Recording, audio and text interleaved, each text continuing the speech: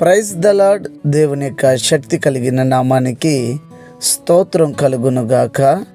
ఈరోజు దేవుని యొక్క వాగ్దానము మత్తయి సువార్త 7వ అధ్యాయము 3వ వచనము. నీ కంటిలోనున్న దూలమును నెంచక నీ సహోదరుని యొక్క కంటిలోనున్న నలుసును చూచుట ఎలా అని ఇక్కడ ప్రభువు ఇజ్రాయేలు ప్రజలను చూసి అడిగారు. ఈ దినము వాగ్దానాన్ని వింటున్నటువంటి ఓ క్రైస్తవుడా, క్రైస్తవురాలా, నీవు ఎలా ఉన్నావు? నీ ఆత్మీయ స్థితి ఎలా ఉన్నది? ఇతరులని ఎగతాళి చేయడం కాదు, ఇతరులను విమర్శించడం కాదు, ఇతరులని నొప్పి పెట్టడం కాదు, ఇతరుల్ని అవమానించడం కాదు, కానీ నీవు ఆత్మీయ స్థితిలో ఎలా ఉన్నావు అన్నది నీవు గుర్తెరగాలి.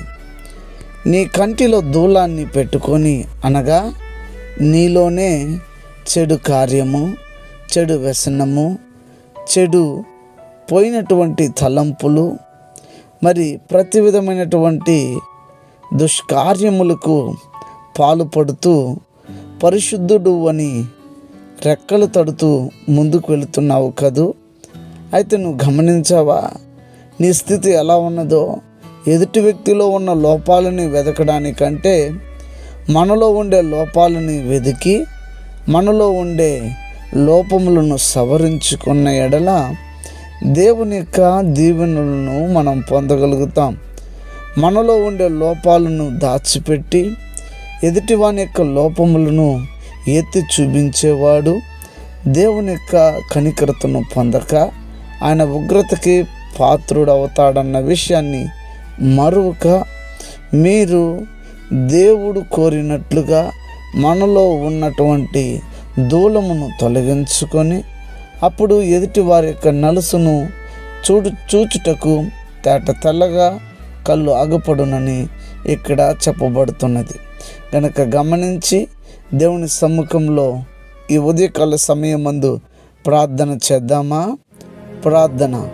ప్రేమ స్వరూపి శ్రేష్టమైన నామానికై వందనాలు.